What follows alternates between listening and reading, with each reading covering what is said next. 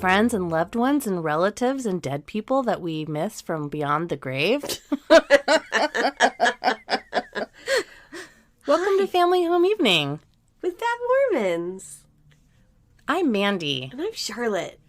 This is the time when we all come together as a family and we sit around and we play board games and we talk about Jesus and we look at... I'm just fucking kidding. We don't do any of that stuff. I can't contribute. I never really was around for Family Home Evening. I was lucky enough that Mom and Dad got divorced when we were little. Yeah, it's pretty fucking boring. There's a lot of... Well, I don't want to say disgusting food. I think it's delicious because I grew up with it. When you grow up on something, it's delicious. Funeral potatoes are delicious. Yeah, the funeral potato, I mean, it's got everything you want in a food. Butter, sour cream. Yeah. I started adding cream cheese to it. You're welcome, world. Oh, yeah. It's so fucking good. Now, it gets weird with the green Jell-O with the shredded carrots and the pineapple, or the cottage cheese. I do remember green Jell-O and pineapple. Mm-hmm. It's actually kind of delicious. That's what I'm saying. My favorite is what I named Mormon Surprise, but before that, it was called, I called it White Trash Shepherd's Pie. Our stepmom Terry would make it, and it's condensed ABC soup mixed in with ground beef. I think you cook the ground beef ahead of time. Mm-hmm. You mix it in with the ABC soup, and then you put instant mashed potatoes on top with some cheese on top of that. And it's pretty delightful. It's pretty fucking good. Like, it's so gross. There's a lot of sodium. I still make it, but I don't use the instant potatoes. I'll actually make mashed potatoes. And I don't really I don't know why, but the ground beef is like a weird consistency with the soup concentrate. So I'll just do soup concentrate, mashed potatoes, and cheese, and it's pretty fucking delicious. Mm-hmm. So keep tuning in week after week if you want to hear us talk about Mormon food, because that sounds something that we're going to do now. Right? I think it's a great idea. I actually have it's called a Mormon cookbook, and I bought it at the gas station when we drove out to visit Dad once. Oh, yeah. I have no idea where it's at. I'm going to have to go search for it. But There are plenty of recipes in there. We should do a new recipe every week. What do you guys think? If you like it, let us know. We're on Twitter. We're on Facebook. We're on Instagram. If not, you can fuck off and listen to a different podcast because we do whatever we want. Right. It's true. I'm going to do it regardless. But I mean, if you want to let me know, I'll take it into consideration. We'll consider your feelings, but probably not going to do anything about it. Unless you're a patron. I was going to say, I love our people, though. Like, our people are kind of great. Mm-hmm. I'll listen to them. But they've been around since the beginning. The new people are going to have to warm up to me real hard. Like, I need some serious ass kissing on They're going to have to earn our love. It's true. It's a fact. You're welcome. So, you're here 3 minutes later to the Family Home Evening with Bad Mormons podcast to listen to myself, Mandy, and my sister, Charlotte. Correct. And you're here to hear us tell you stories about stupid shit we've done in our lives. That's pretty much it, yeah. Sometimes it involves the Mormon church, and most times it means we did a lot of drugs. We like to, what's the word I'm looking for? Kind of just fuck around and do whatever we want. It's true. Doesn't always, a lot of times it doesn't work out well for us. But a lot of times, no harm, no foul. But it makes for good stories. It does make for good stories. I've never personally had to go to the hospital for anything that had to do with overdosing or drug alcohol or, psychotic breaks.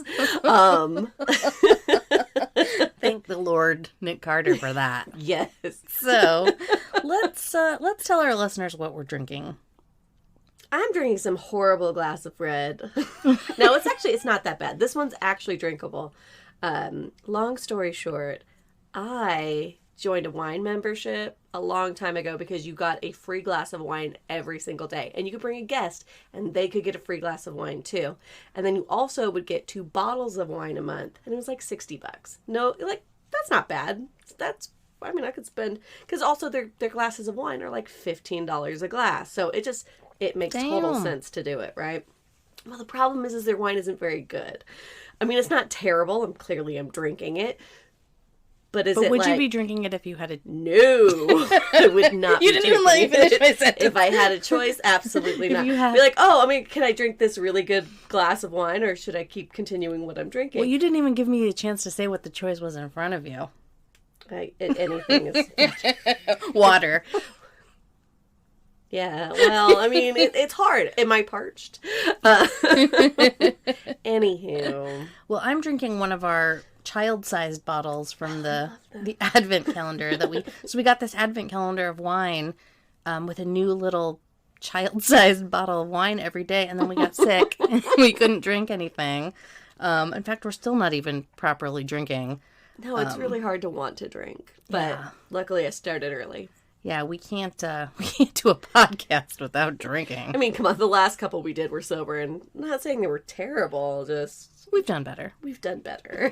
We can be more entertaining for you. I could be a little bit more than cool. I'm going to bed. I'm tired. I have a headache. I gotta go. Cool, bye. Anyways, I'm drinking.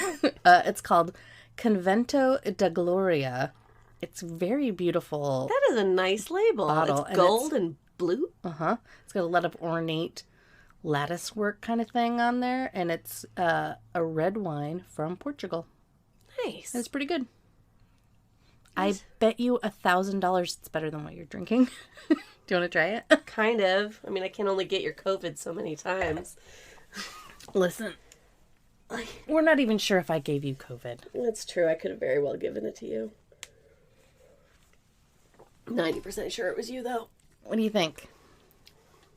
I mean, it tastes like water, which is good. Like, I mean, like, I can't feel it coat my entire mouth and, like, bitter. Mm-hmm. Yeah, it's a good one. That is a good one. Well, listen, I'm a waste not, want not kind of girl. Oh, I know. I've got about a year's worth of wine to go through because I didn't bother picking up during the pandemic.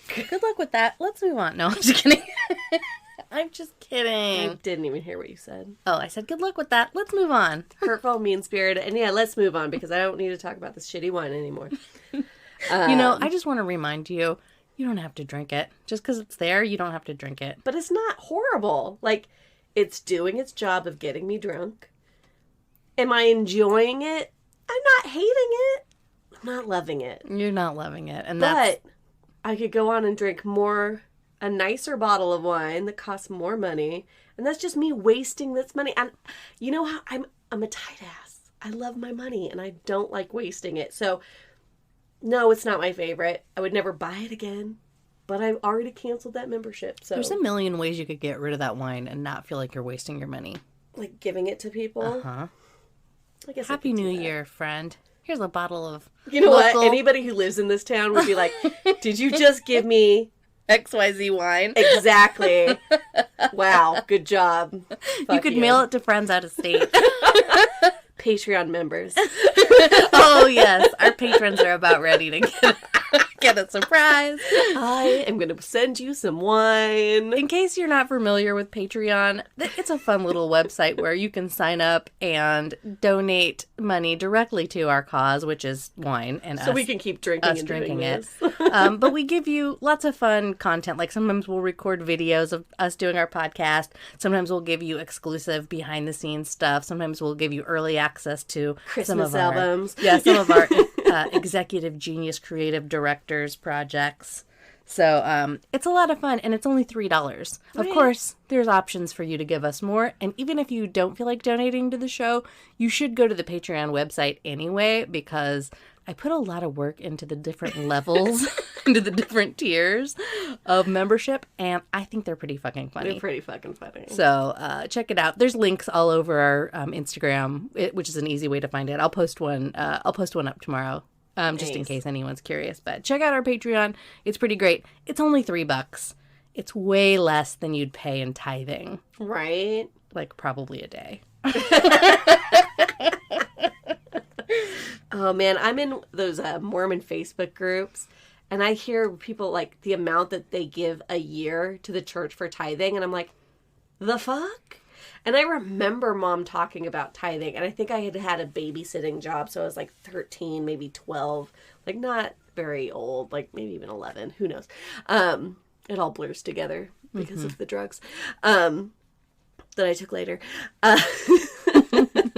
She tried telling me I needed to give a portion of my babysitting money to the church for tithing. And I'm like, but why would I do that? And she's like, well, because the more money that you give to the church, they'll give it back tenfold to you. And she's like, it works. God takes care of you when you take care of him, kind of a thing. And I'm like, yeah, she did say that shit, didn't she? Never did it. Fuck that. But yeah, like, no, I'm good. I'd like to keep my money. Like, I'm actually more for, like, giving it towards actual charities, or, like, giving it to a homeless person, or taking care of the person's order behind me. And I feel like that, because as I was saying it out loud, I'm like, God, I actually still kind of believe that, because I do believe, like, putting that shit in the universe, or, like, helping other people. Like, and I just read a book called Never Eat Alone, right? And it was saying the more generous you are with your money and your time, it comes back tenfold towards you. So I actually believe there's something to it. I don't believe it for the Mormon church, because they're fucking psychos and they just care about themselves and actually don't give it back so much. Well, they have a billions of dollars. The amount of money that comes in versus the money that goes out is not equal or even close. Well, and, like, what a perfect shining example of a time when people need money and need help during a pandemic. Right. You know, I'd like to think they're helping some people. I know that with Mom, when she, had been paying tithing for whoever knows how long, and then when she got divorced from our stepdad, all of a sudden she had nothing, and then she turned to the church, and they gave us some, like, money. I think they might have taken care of her mortgage for a couple months, which was probably significant, and they did help out. But when she, like, I don't know, she had stopped going to church or something, or I think they found out, because you have to confess all your bullshit to the bishop or whatever, that she was sleeping with the neighbor, Joe.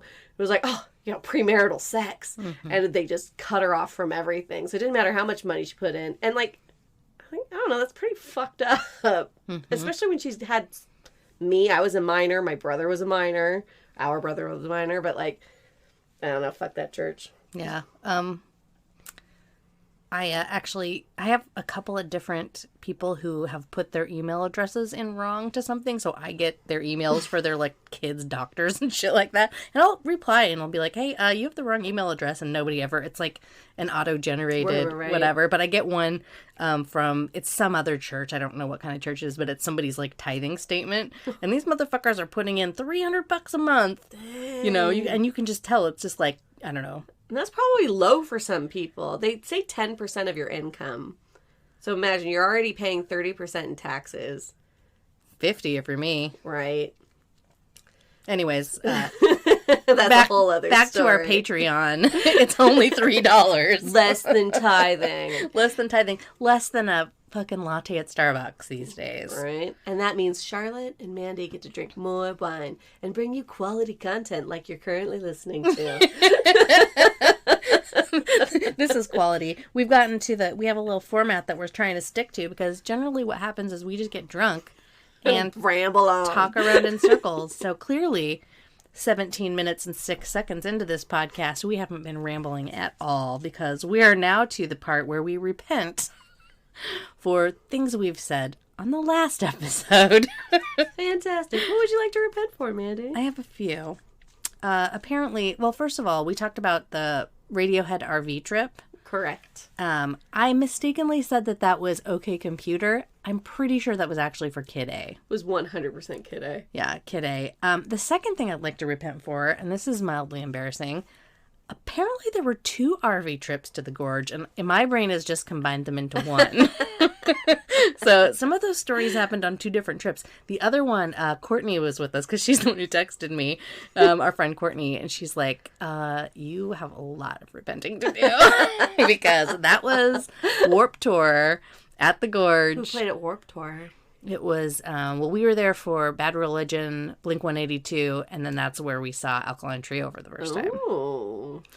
On a side stage. And I remember also, Slappy Meat Eaters were playing, and they did a cover of Rocket Queen, and they were like, okay, whoever can guess whoever shouts out the name of this song first, they're going to get a free copy of our album or whatever. So they play Rocket Queen, and they're playing like a really fast, amped up punk rock version of it. Which, to be fair, it's still, but that's Guns N' Roses, so it's still pretty metal. But they do like a probably double time, right. That kind of punk rock. And then they stopped playing it, and they're like, wow, really? Nobody got that? Like, I'm standing there with Courtney, and we're looking at each other, and she's like, fuck it, Rocket Queen, you know, and she screams it out. Like, she thought for sure somebody was going to get it in front of her. And they're like, yeah, right on, of course. We thought we were wondering what the fuck was wrong with you guys. But yeah, that was a really fun show.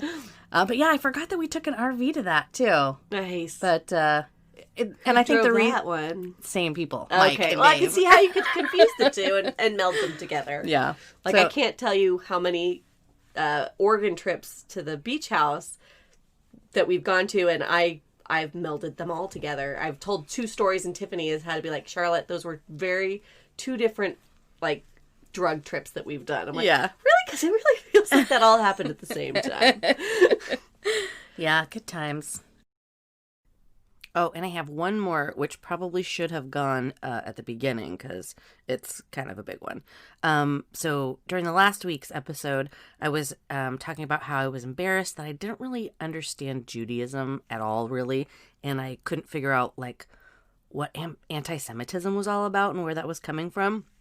So, you know, I was Googling stuff and I was trying to, like, you know, figure out 3,000 years worth of persecution of Jews in like one Google search. Anyways, and I came across an article written by a Jewish woman who was like, yes, because I was like, I think calling people Jews is a slur, but I don't know. So I was trying to Google it, and I found this article, and she was like, yeah, call us Jews. That's what we are. That's what we call each other. That's what everyone calls us. That's, you know, it's not a bad thing to be a Jew. And then I was like, okay, so it's fine. And then I got some links from one of our listeners to an Instagram account called Roots Metals. And it's this woman who makes jewelry, but she also is an advocate for Jewish people. And so she basically like posts all this cool stuff for people like me who just don't have any fucking clue. And she says, actually, only Jewish people can use the word Jew. It's considered a slur. It seems like there's different opinions on that, but I feel like if even one person feels like it's negative, has a negative connotation, or is a, you know, slanderous to them or a slur to them, then it probably shouldn't be used. So I'm going to go out there and repent for using the word Jew to refer to Jewish people. It was purely out of ignorance and not out of any sort of malice or, you know, hate. Do you have anything to repent for? I also have something to repent for, which is not normal because I'm never wrong. So I was trying to explain that I was going to Seattle to go see a They Might Be Giants show, and I had tickets to them, but I was put off because I had gotten a speeding ticket on my way from Bellingham to Seattle, and so that even more made me want to drink once we got there, which, for those who don't know what I'm talking about, probably listen to our last Yeah, listen to our last one. I was like, I don't know how to go back and like make more sense. But anyways, I repent. I had a speeding ticket from some jerk cop because I had California plates, which is a big thing because Washington people don't like people from California. Nobody likes people from California. That is a fact. I've been pulled over so many times for having California plates, like in a rental car. Right. Like, I'm just a rental. Yeah, no, they were not a fan. And then we proceeded to drink a lot. Yes. And see a very, very good show by They Might Be Giants. Best band ever. All right. Any cool shit? You know, I've not been working very much, and so I've been watching a lot of cool shit. But I think the coolest shit that I think I've seen this past week is Lindsey Graham getting fucking heckled by the monster that he created at the airport. Did you see that? Oh, good. I mean, I get cringy even for horrible people when they deserve horrible shit. But even then, I'm like, oh, God. I mean, he's horrible, but God, the people who are heckling him are also horrible. Right. So it's just like double horribleness. But again, you reap what you sow, motherfucker. Lindsey Graham. I mean, the only thing that could have made that better was if it was Mitch McConnell or Ted Cruz. You know, and I'm sure they're going to get theirs too. Well, maybe not Ted Cruz. Ted Cruz is still a fucking lapdog. You know, they all are, though. Like, even Lindsey Graham had made a statement saying that he didn't agree with him, but that Trump was still his friend or whatever. And then he he's backtracked on some of that already. So it's just like, you fucking bitches, you all need to be removed. You suck balls. Did you see this thing? No, that's a bad thing because Lindsey Graham loves sucking balls. He really does, yeah. Lady Graham. We're not just talking shit either. Like, the man is a closeted homosexual. Right. And again, nothing wrong with being a homosexual, but don't be a fucking bigot trying to repress other people and take away their rights while you are also a homosexual. I mean, don't do it anyways. But the fact that you're also a homosexual just makes it so much worse. That you're like a traitor to your own people. Exactly. Fuck you, Lindsey Anyways, Graham. I was going to tell you there's this article it was a tweet. It was on Twitter, and the Forbes chief content officer actually tweeted and warned people against hiring Kayleigh McEnany, however you say her name, the speaker, right. Yeah, or any other Trump people, because Forbes will automatically assume that whatever your firm or your company or whatever is representing or saying is automatically a lie. Yeah, I mean. Thank you. That actually... Right? That's actually huge. And that's coming from Forbes, so that's important, because that's money. What has annoyed me or, like, pissed me off, not the most, but pretty much, like, really high up there, is the fact that their lies have had no consequences for 4 years. It's like, oh, so we just get to outwardly lie about shit, call them alternative facts. I say that with fucking quotations. And there's literally no repercussions for that. There's no accountability. You just get to say whatever the fuck you want now. Whether, oh yeah, I mean they're telling a truth that they think is true, but it's not. In my opinion, it's not. It's like, no, a fact is a fucking fact. I was having a hard time because I don't know if you guys are just tuning in. This is your first little foray into bad Mormons. Our mother is a QAnon Trump-loving Trump worshiper, and it's really infuriating to try to talk to her. But I was having a conversation with her, like, I don't know, months and months and months ago, maybe in the spring. And I was trying to, basically our conversation was about, like, you can't just say things and have them be true. So, like, I'm trying to argue with her about something Alex Jones said, or one of the QAnon things, or something was absolutely fucking obviously ridiculous. And I was like, you can't just say things and, like, that's dangerous. Spreading misinformation is dangerous or whatever. And she's like, well, you can't stop people from, free speech. And I was like, yeah, but and I was having such a hard time articulating. I was like saying things like, I can stand here and say like 1 + 1 is 7. And there's a math teacher that says 1 + 1 is actually 2. We can both say them and you have the choice to believe me. But like, obviously you're going to go with the credible source. And so like, I think that's where well, and the problem with that too is like, there's a fucking, I can only talk in memes. There's one that said there's a 6 and a 9, right? And it's like, well, yeah, you're both right depending on where you're standing, right? Which has a little validity to it, but only a little bit. There's still a fact. Somebody's actually still correct in that, depending on where you're standing. But where was it written? You can't just be like, well, I just saw it, so it's a 6 or a 9. If it matters that much that you're going to have a huge opinion on something, find out who wrote it. Like, right. Well, that was what I was trying to... Right. So I was just trying to not play devil's advocate, but kind of like just be like, oh, I get where these people are coming from to a degree, but you have to push past that fucking bullshit because there is a fact and there's some truth in there somewhere. It's not like, well, there's a little bit of truth on both sides. It's like, no. What you're saying, especially when it's a blanket statement. Anyways. Well, yeah, what I was trying to say was it's basically like your source that you're going to has to have some sort of credibility, which is why it was such a problem for Trump, attacking the press immediately when he got into office with anytime something didn't resonate with what he was saying. He's like, oh, that's lies. That's fake news, and creating this like rhetoric, basically condemning the credibility of an organization whose whole job is to be impartial and fair and basically just report what's going on without any sort of slant. Now, that's a whole other fucking conversation. I'm not trying to say that, but I'll never forget, like, Mom was saying to me, like, oh, what, she was really she was really upset. Like, she was almost crying. She's like, what do you mean? You want to live in a nanny state where people just tell you what to think? And I was like, no, I don't. But if the alternative is to be, like, inundated with fucking garbage and lies, and that's our source of information, then yes, I would rather be in it. I would rather Right. have somebody Well, who's credible and who's studied and who's actually put some time into researching and learning what they're talking about.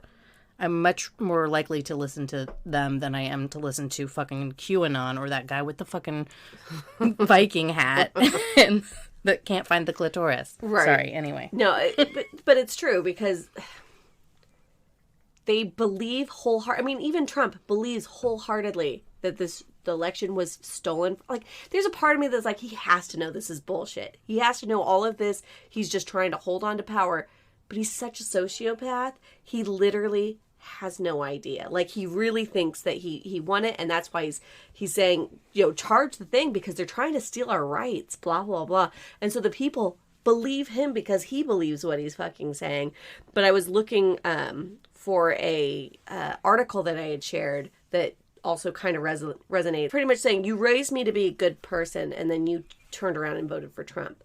It's pretty much coming from the perspective of, you raised me to help the underdog. You raised me to find compassion in everybody and to do the right thing and to tell the truth and to overall be a good person. And then you turned around and voted for Trump, sometimes twice.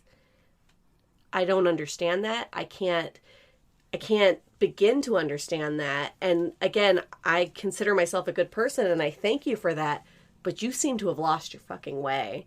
And it's pretty much people who think Trump people who can see Trump for the fucking con artist, sociopath. I don't even know what else to call him except for like just so inept and like, I don't know, there's so many words that I just hate that man because, and I don't know him, but I hate what he represents and I hate everything that the hatred that comes out of his mouth. And our mother loves him and a lot of people's parents love him. And it's super fucking confusing. And this article really breaks it down really well. So I'll share it into our Facebook group so other people can see it. But yeah, it's not even just your parents, it's your relatives, it's your uncles, your fucking Especially where we're from, grandparents. Yeah, super conservative. And it's just like, you've always raised me to like mom's big thing was you help the underdog. You see your brother getting bullied, you help him. And it's not just because he's your brother. It's because somebody's getting bullied. You should help them. But then there's Trump, who bullies people, calls people's names, insults people constantly, and everybody's cheering him on. I'm sorry, I don't like you. I don't like Trump. I don't like the people who cheer on his hatred. Those are all the people I was raised to see for who they are and not be a part of it. Now you're one of them. And now the person who raised me is one of them. It's a lot. So that's the cool shit segment of our podcast. Let's move on to current events. This is not a political podcast. We haven't even gotten to the fact that a bunch of fucking Trump supporters stormed the U.S. Capitol as if it was their right and duty to do so. Right. Let's talk about what happened at the Capitol building.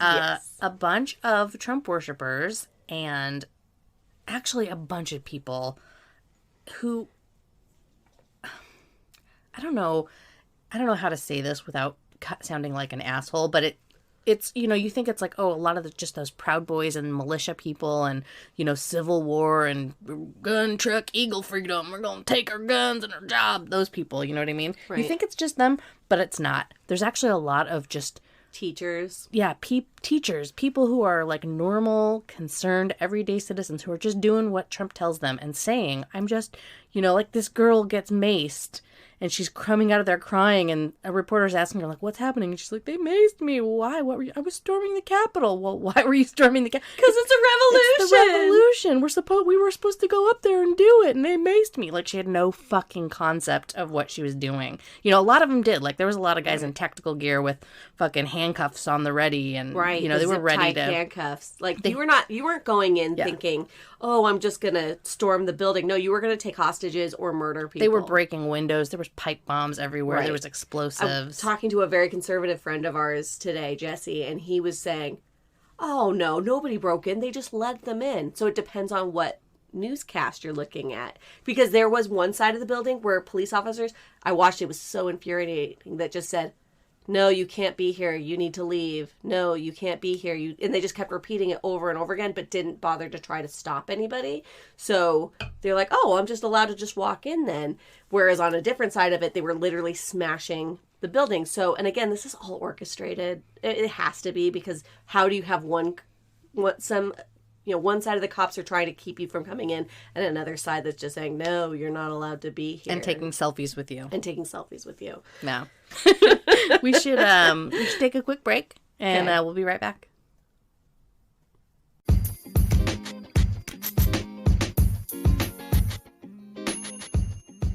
Looking for something refreshing to help you unwind after a long day at your super important job? Well, look no further. Introducing Maga Margarita.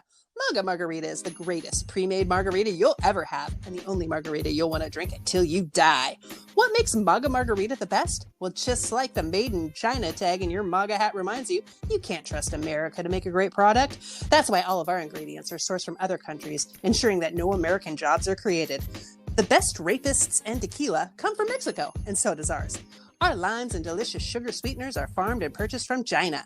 We also include bags of salt to rim your glass, salt that comes straight from, you guessed it, China. And just like number 45, Maga Margaritas are smart, super smart. Maga Margs can only be chilled with ice cubes made from bottled water from other countries. If you try to use America water, the Maga flavor will automatically change to taste like urine. Plus, all those extra empty plastic bottles will look great littering the streets, helping to keep America the garbage capital of the world. Plus, our listeners can save an extra 10% online with the discount code COVFEFE. That's COVFEFE. So enjoy Maga Margaritas, because everyone knows the only way to make America great again is to get drunk and fucking forget about it.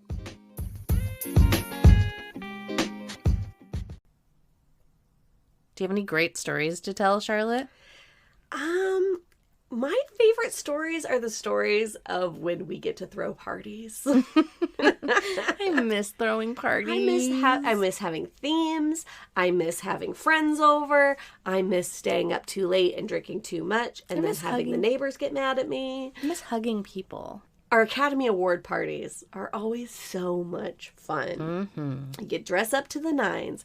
I bought from Joann's a red felt, I forget what they're called, but when they're on the cardboard spool thing. I don't know, they're big.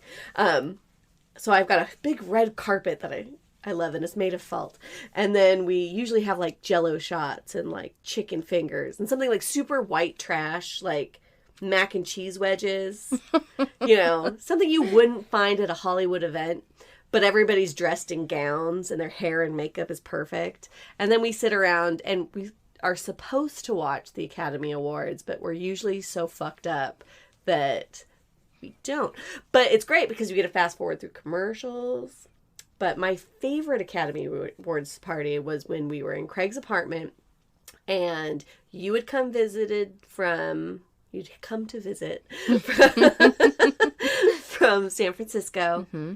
And I believe we drank a shit ton of Tequila Rose.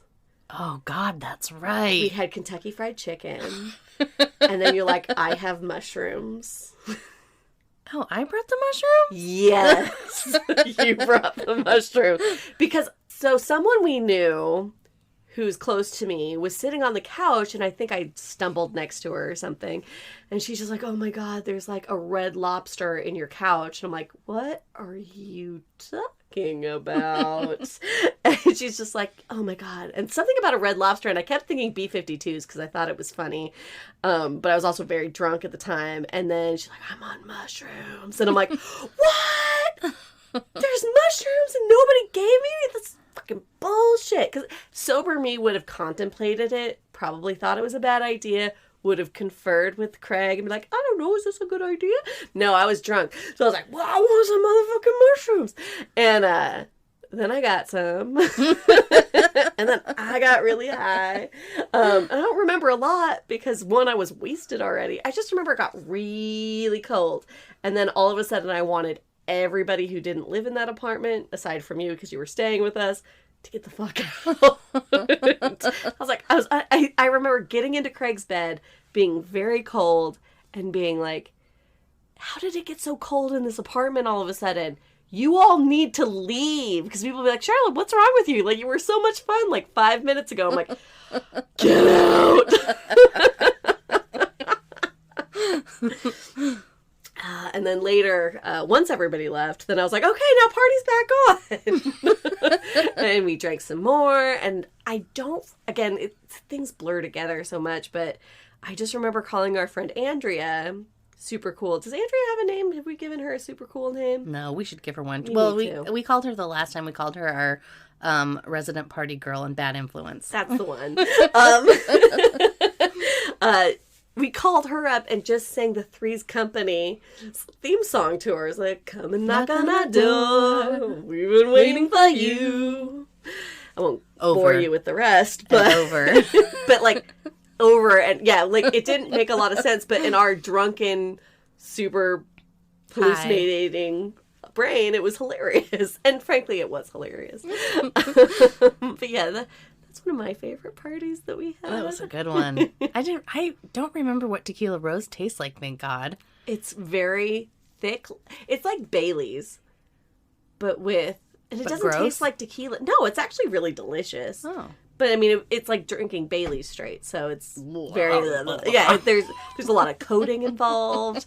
But our friends Dee Dee and I won't say the other names, so they can't be combined together. They're like, we love Tequila Rose. We're like, oh, okay, cool. Well, I'll get a bottle. And then they brought a bottle, so we had 2 bottles.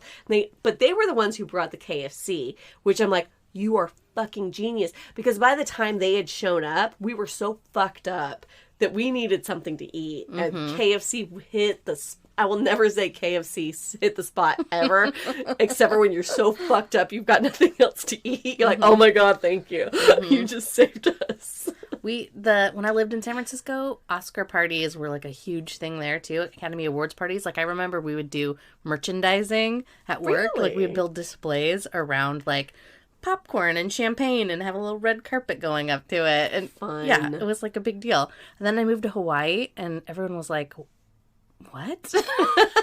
Like I remember trying to watch it the first year I was there. I was like, oh, let's have a awards party. And so like a couple of my work friends, got dressed up and like humored me. But it was like, I think the Academy Awards starts at 7. So that would have meant that was starting at 4 or something like that in Hawaii. But they wouldn't start it early for Hawaii people. So like you had to wait. But then by the time you Googled it? No, well, by the time that it actually was playing, that it had all been over, and like you couldn't get on your phone, you couldn't get on the internet. It was just like spoilers everywhere. Oh fuck and that! So yeah. and like it's the kind of the same thing with sports games, with football games. Okay. So like you have to watch them on like a satellite. You have to get a satellite package that has it so that you can watch it in real time. And I think you can get something like that for the Academy Awards, but just nobody in Hawaii gives a shit. Right. Well, I mean, we don't even actually give a shit. Like what I do give a shit about is the $5 that I put in a pot that I might win. That's what I'm saying. Right? Like, the whole party is fun and everything. It's not really about the Academy Awards. Yeah, I was gonna say we barely watch, which God bless. But our friend Leland and Dawn and Lauren came over one year and Leland was like, so are we not going to watch the Academy Awards? And I was like, I put out a notice and said, everybody is welcome, but know this, we don't actually really watch it. I mean, we do to make sure we know who won, so whoever gets the pot, but we fast forward through acceptance speeches, we fast forward through commercials. Unless we all agree that we care about who's talking right then. I mean, I'm sorry, I just don't give a shit about I'm not going to name any departments. But you know what? Not everybody's interesting to listen to. Yeah, I was trying to say that I missed having the party. Like we liked having the party. It wasn't even about watching the show, but it was like, yeah, nobody out there even gave a shit about the party or anything. Like it was just not even a thing. And so the whole time I was out there, it just kind of like I sort of forgot about it. Until you came out to visit me. You came out for a couple of them. Yeah, I came out for a couple. Yeah. But still, it was just like... I mean, remember that time we wore the same dress? How embarrassing. It wasn't the same dress. It was the same color. Essentially the same dress. It was the same color. I've got pictures. We'll share them. It was the same color, length, who wore, and let's shape. do who wore it better. Clearly, it was me. You accessorized better for shizzle. Do you want to hear about my favorite party? I guess. Too bad. I'm not telling you. Aw. Mustache on or off? Too bad. Too bad. So do you remember Anna Nicole Smith? Yes, I sure do. She was so great. She went from she was high fashion glamour model in the 90s, 80s, late 80s, late 80s, early 90s. She was very popular in the 90s, and then I think guest model. She was like the quintessential glamour girl. Kitten, sex. Yeah. Kitten. She married that rich old man who was like 105 years old, and she was like 24. That's how she got into modeling, though, right? She was a stripper, and he came in to watch her strip, and then when they got married, then she was able to kind of buy her way into modeling. Yeah, that sounds right. And then she went downhill. She gained some weight. She lost some weight. She gained some weight. She liked pills a lot. So, she passed away in God rest her soul. In I want to say like 2006, 7, something like that. And no, because I moved to San Francisco in 2007, so it would have been like 2005, 2006-ish. And we loved the Anna Nicole Smith show, which was the reality version of which was her downfall. Which was fat Anna Nicole Smith on pills. And it was just such a train wreck, and it was so great. It was pretty wonderful. When her designer, that little gay boy, Bobby, somebody. I forgot all about it was a great show. It was. I mean, there's a reason it had more than one season. Yeah, it was a train wreck, but it was great. Anyway, so we loved the show, and horrendous if you think about it. Like, oh, look at this poor girl. I mean, her story's tragic for sure, but we weren't watching it in that mentality. This was also around the same time that we would watch the show. What is it called? It's not Hoarders. It's on A&E.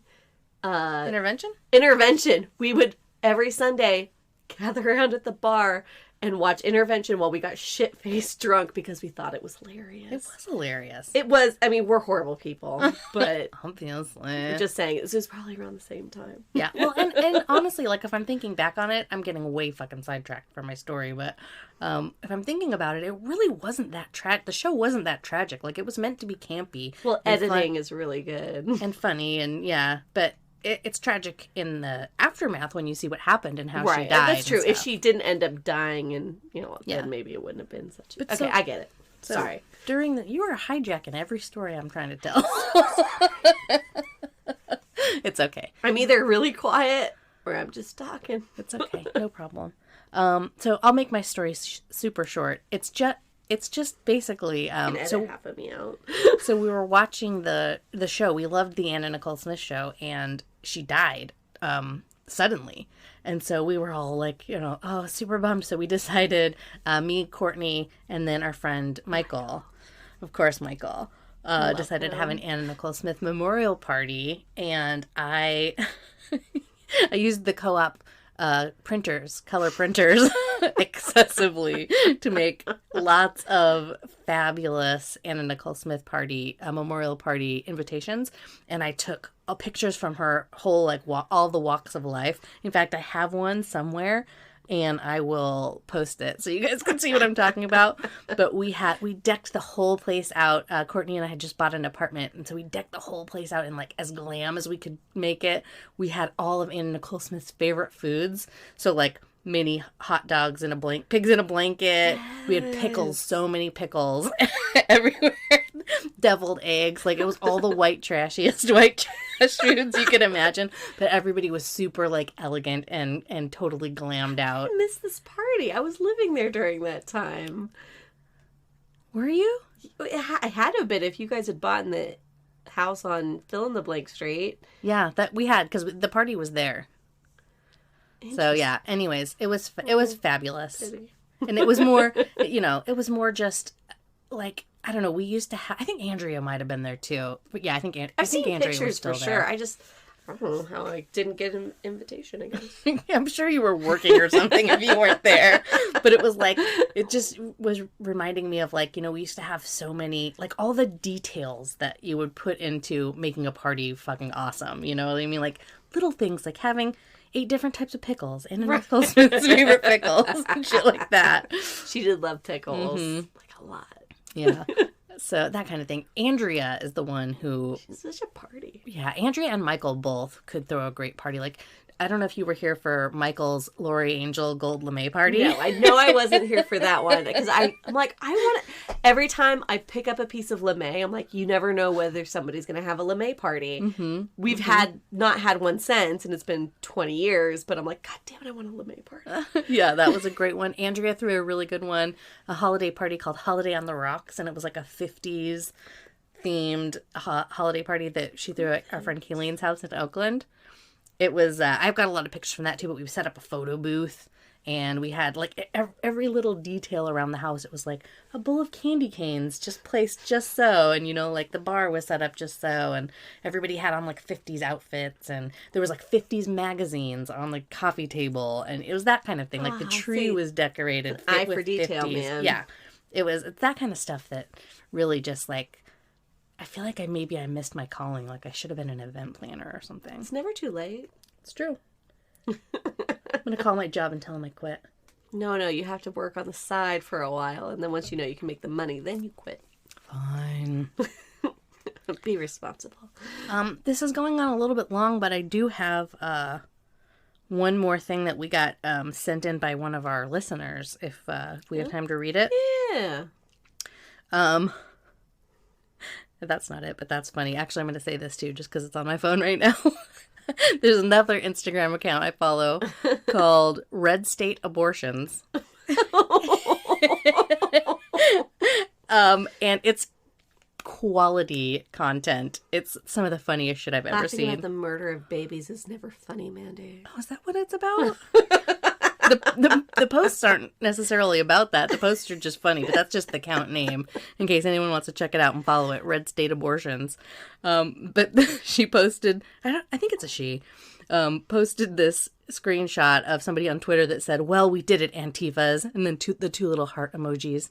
"We all got shitty tattoos, grew out our neckbeards, bought MAGA merch disguises, and stormed the Capitol to stop the process on an election we already won. High five emoji." Special thanks to the White Chicks makeup crew for turning us all into dumpy-looking white men. Oh, that is pretty great. Oh, his @ is at Larry Gavid, so that makes it even funnier if it's like a gay man saying it. Anyways, that was not what I meant to tell you at all. That's funny. Funny. Oh, okay, so here's the story. So every week we ask you guys if you have any funny stories, Mormon stories, really just anything entertaining that you would like us Some drunken debaucherous thing to share with entertaining. to share with the world. And we got a link from one of our listeners about this article that showed up in the Deseret News on January 8th, so yesterday. And it says, the headline is, "Convicted Utah fraudsters used spiritual revelation to bilk investors of $11 million, feds say." And I'm just going to paraphrase it because it's kind of boring, but basically two guys from Utah who met in Draper Prison while serving time for unrelated fraud schemes were charged in federal court over this fraudulent trading program. And one of them claimed to have a spiritual revelation, according to the Securities Exchange Commission. The best part about this is how they describe the spiritual revelation, in which they got people to give them money. Speaking of tithing, sorry. Let's see. So these two guys solicited investor funds through false and misleading representations, including that the Church of Jesus Christ of Latter-day Saints was a client, which they weren't apparently, and that they had consistently generated large returns for prior investors, and that investors could expect profits of at least 20% a month. The two men told investors that one of the dudes had a spiritual revelation in 2008 about an exclusive algorithm for trading currencies, commodities, indices, I don't know that word, stocks, bonds, and other instruments, but could not bring the vision to reality until 2011 when the technology caught up to his vision. So let me just read that again. This guy had a spiritual revelation, and if you've heard our podcast before, we've talked a little bit about revelations. A good revelation. A spiritual revelation from God, as a Mormon, about an algorithm that could make money. Jesus Christ. So thank you. Thanks for sending that that link over. That's lovely. Well done. Good times. This one's going on a little long. Well, it's fine. Let's be excellent to each other, shall we? Yes, we shall. How should we do that? We should stick stick up. Well on our way. We should stick up for people who are marginalized, who are bullied, who are Let's do what Mother taught us. Stick up for the underdog. Yeah. That's what I've tried to do my entire life. So, the fucking Democrats are out to take your money. The Republicans are out to take your money. Oh, yeah. Here we are fighting with ourselves. So let's be better. Let's be smarter. All right, listen, everybody. Thank you so much for listening to our show. Sorry, we drink and we just say whatever we want. So but you know, that's half the reason you love us. This so wasn't you're very welcome. cohesive, but you know, like Charlotte said, you love us. Smile. Smile. You love us. You love us. If you're enjoying our show, please leave us a review on Apple Podcasts. It really goes a long way to help other people find us. If you think we ramble on and talk about nothing, just keep going. Leave us a bad review. Well, that's true. We don't. Any engagement's good engagement, right? Fair enough. If you don't have any haters, are you even doing it right? Tell me I'm pretty. Or tell me I'm a heathen and I'm going to hell. How dare you talk about Jesus like that? The only hater I have is my cousin who thinks he's a prophet, so I'll take another hater. Check out our website. We have merch for sale. We're about to have more merch. We've got some great stuff. Charlotte makes some beautiful necklaces. I sure do. And I wear each one of them because I love them so much. So I just know that my essence is on them. I'm just kidding. So they're very sterile. They're used. Right. They're very sterile. I make them, I clean them, I package them, and I wait for shipment. If you have any great stories you want us to share on our podcast, send them our way. You can send them to fhebadmormons@gmail.com. You can send them right to our website. We're on all the social medias. We're on Patreon. And we also upload all of our episodes to YouTube. If we can get 1,000 subscribers. Oh God, we're so close to that. We have over 1,000 listeners every week. Yeah. If we can get 1,000 subscribers on YouTube, our episodes can start earning actual pennies. Hey friends. All right, thanks guys. We'll see you next week.